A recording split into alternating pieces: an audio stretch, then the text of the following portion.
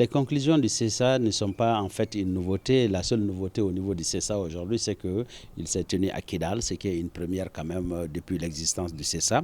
Ce qui fait qu'aujourd'hui, qu'on a une forme participative des populations du Nord et les participants, je pense, vont avoir à partir de cet instant confiance les uns aux autres, parce que dans un premier temps, il y avait un déficit de confiance entre les acteurs du CESA. Mais c'est qu'il faut reconnaître que la particularité du CESA doit être revue, parce que le fonctionnement du CESA aujourd'hui n'est pas très fonctionnel pour le simple fait qu'on ne peut pas être acteur et juge en même temps. Ce qui se passe au niveau du CESA, c'est que les membres du CESA sont en même temps les acteurs.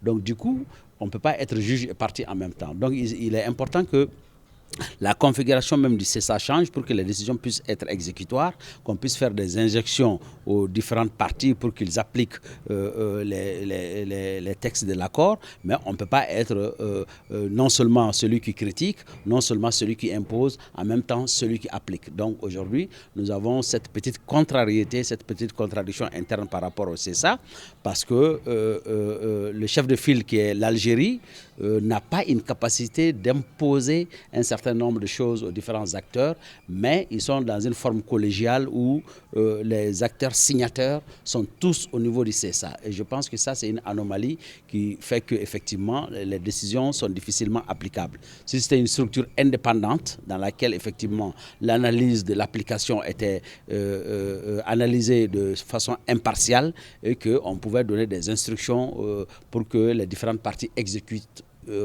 l'accord. Je pense que cela serait plus efficace plutôt que d'avoir un CESA qui est composé de cette façon.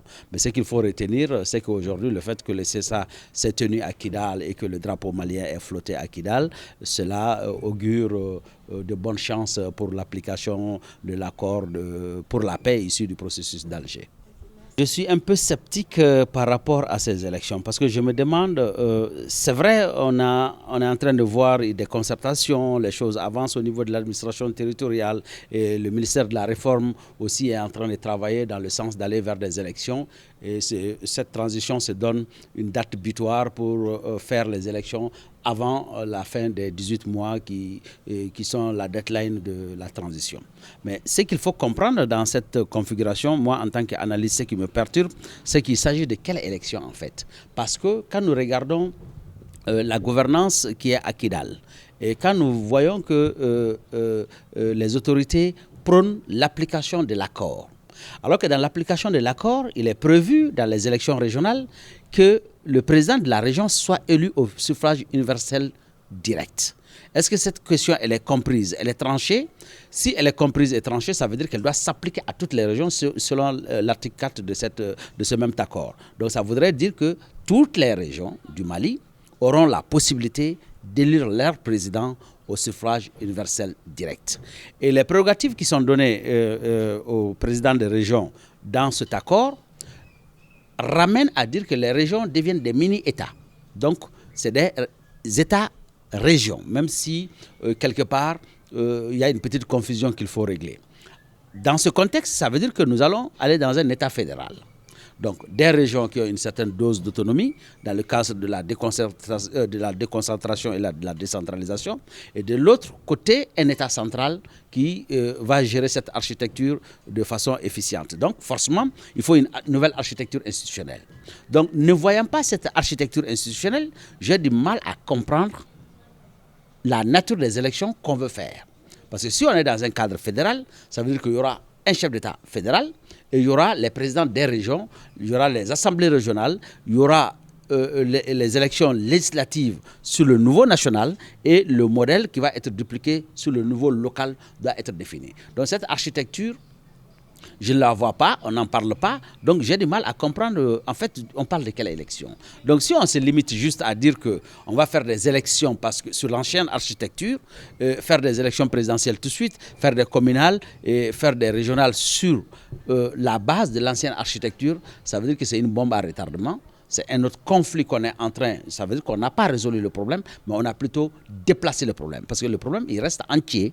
Ça veut dire qu'après cette transition, il faut s'attendre à d'autres crises. Ou autrement, si on veut que cette transition serve à ne pas créer d'autres crises, c'est d'avoir le courage politique même si politiquement c'est difficile. Mais je pense que stratégiquement, c'est indispensable aujourd'hui qu'on dise la vérité aux gens et qu'on puisse aller dans une vraie architecture globale. Maintenant, la fonction des régions va être clairement définie. Comment ces régions vont fonctionner par rapport à l'État central vont être clairement définis. Comment doit fonctionner l'État central lui-même doit être clairement défini. Donc nous aurons un modèle fédéral à la malienne qui va permettre effectivement en ce moment d'aller rapidement aux élections des régions. Les modèles de communales qu'on va mettre en place, il faut aller à l'élection de ces communales. Ensuite, les législatives, le modèle qui va être adopté, il faut aller à ces législatives. Ensuite, les présidentielles qui vont être définies, on pourra aller à ces élections. Mais dans ce cadre, aujourd'hui, j'ai du mal à comprendre quelle est l'architecture institutionnelle proposée aux Maliens. On parle de présidentielle, on parle d'élection. J'ai l'impression qu'on est toujours dans l'ancien schéma, alors que l'ancien schéma, en réalité, n'est plus fonctionnel par rapport aux réalités du moment, parce qu'il y a des nouvelles donnes. Il y a la nouvelle gouvernance internationale qui s'impose. Aujourd'hui, Ibeka est parti parce qu'on l'a taxé de mauvaise gouvernance, alors qu'en fait, c'est le système. Donc, si on veut corriger la mauvaise gouvernance, c'est qu'on s'inscrive dans les nouvelles normes de bonne gouvernance. Et ces nouvelles normes nous obligent à aller vers une décentralisation, à aller vers le fédéralisme suivant le modèle de l'accord. Ou autrement dit, ça veut dire que nous allons faire du maquillage, passer cette période et après la transition, c'est une nouvelle crise qui va s'annoncer.